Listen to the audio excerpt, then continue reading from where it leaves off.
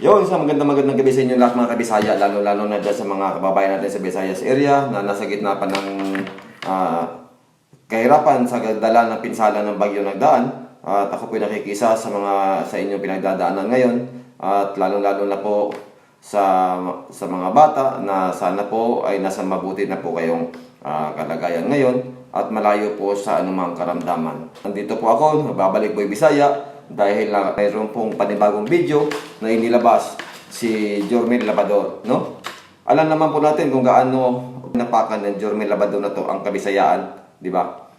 Kaya medyo masakit lang sa akin na sa kabila ng mga pinagsasabi niya sa atin, nung nakaraang araw nag-upload si Makagago ng video tungkol sa kay Jormel Labador na tanggal na siya sa BOTY. Kaya medyo masaya tayo dahil natupad na yung mga gusto nating mangyari sa kanya para matigil niya na ang mga katarantaduang pinagagagawa niya sa ating mga Kabisayaan. Lalo na sa mga kababayan natin dyan sa may Visayas area na tinamaan ng bagyo na lalo niya pang inaapakan. Di ba? Pero ang nakakagulat na balita mga Kabisaya kasi kanina na naglabas si Jormel Labador ng video na muli siyang magbabalik sa BOTY. Kaya nga sinasabi ko ngayon kay Makagago, ito Makagago para sa ito, Boss NJ. Nagbitay ko ng salita na si Jormel Labador ay hindi makakasama sa BOTY ng 2 season, di ba?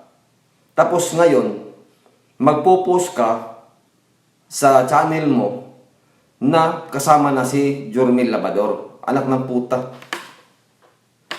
Ang ibig sabihin niyan, Boss MJ, wala kang paninindigan sa mga salitang binibitawan mo.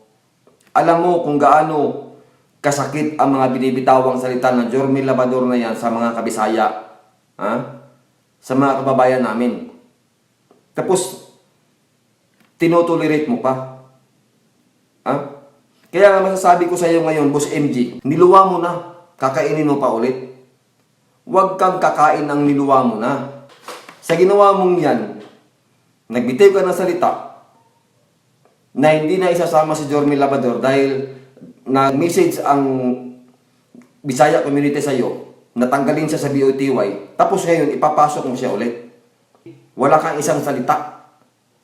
Panindigan mo dapat yan sa mga sinasabi mo. Alam mo naman kung gaano kasakit ang mga binibitawang salita ng Jormel Labador sa mga kababayan namin Bisaya. Tapos itutolerate mo. Kaya nga sinasabi ko ngayon sa mga kababayan namin Bisaya, o kung sino pa yung mga galit sa mga pinagsasabi ni Jormel, i-boycott na lang yung BOTY nyo. Wala namang silbi yan eh. Pati ang taong masama ang mga bukang bibig, sinasali mo pa. Alam mo naman kung gaano sakit yung mga binibitawang salita ng Jormel Labador na yan. Tapos isasama mo pa. Alam mo, Boss MB, wala kang isang salita kasi. Dapat panindigan mo yung lahat ng sinasabi mo dahil ako, pinanindigan ko ang lahat ng sinasabi ko dito sa harap ng camera. Para sa iyo. At para kay Jormel Labador. O kung sino man dyan na nasa likod nyo. Kaya nga pinanindigan kong sinasabi sa inyo na lahat kayo may mga sayad. Masyado na nang inaapakan ng mga Bisaya.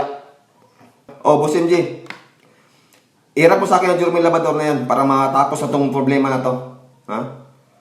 Para matatigil niya na ang katitira sa aming mga Bisaya. Gusto ko makita tapang yan. Irap mo sa akin yan. Hindi ko kailangan ng TF. Siya lang gusto ko. Irap mo sa akin. Kung talaga mayroon ka isang salita. Dahil ako pinanindigan ko ang sinasabi ko dito. Ayaw na ayaw kong tinatapakan ng aming Bisaya. Dahil bilang Bisaya, nasasaktan din ako. Dahil sa sinasabi ni Jormel Labador na mga Bisaya, so ibig sabihin, damay na ako niyan. Pati na ako, pinakialaman niya na. Kaya pakikialaman ko din siya. Hindi ko siya titigilan hanggat hindi siya tumitigil sa katitira sa aming mga Bisaya. Isa siyang may sayad. Alam mo, Boss NJ, lalo mo pinapalaki ang ulo ng Jormel Labador na yan eh. Dahil sa tinotolerate mo. Pinapalaki mo ulo, pero lalong lumiliit ang utak niyan. Pinapabayaan nyo lang. Naaapakan kami mga Bisaya. Maglalabas kayo ng video, natatanggalin nyo sa BOTY para bilang parusa sa kanya, tapos ipapasok nyo. Wala kang isang salita. Boss MJ, sana naman, panindigan mo yung mga lumalabas bunganga mo. Panindigan mo lahat ng sinasabi mo. Masyado nang inaapakan ng mga Bisaya. Huwag nyo itolerate. Para hindi ko masabing may saya din kayo. Kung sino man ang nasa likod ng Yorme Labrador na yan, wala akong pakialam kung sino masasagasaan ko. Ayaw ko lang inaapakan ang aming pagkatao, mga Bisaya. Dahil hindi kami nangaapak ng tao, katulad nyo. Ha? Alam nyo kasi mga Kabisaya, no? Nung nakaraang kahapon kasi, naglabas siya ng video na ini-interview siya ng mga kagago. Ha? Hindi daw siya hihingi ng tawad sa ating mga Bisaya. So, ibig sabihin, ang lakas ng loob ng gagong yan. Lakas ng loob. So, hindi yan titigil sa kaapak sa atin. Kaya nga sinasabi ko ngayon, ha? Boss MJ, iharap mo sa akin ang Yorme Labrador na yan. Gusto kong makita ang tapang yan. Gusto kong makita ang tapang ng sinasabi nyong Manila Boys. Dahil bilang Bisaya, hindi kami nagmamayabang. Ginagawa muna namin bago kami magsalita. Hindi katulad nyo. Nag-uuna ang yabang, nag-uuna ang salita, pero walang nagawa. Boss MJ, harap po sa akin yan.